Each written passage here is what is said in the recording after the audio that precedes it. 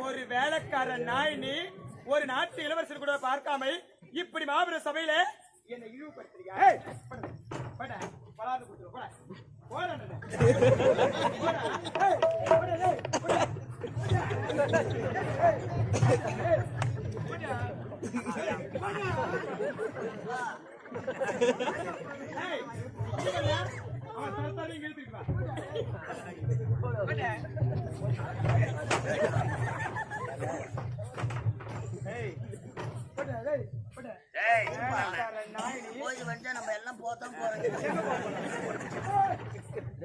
அதாவது நான் காலாத விலையை கரத்தால் செய்து பிடிக்கக்கூடிய ஒரு வேலைக்காரன் நாய்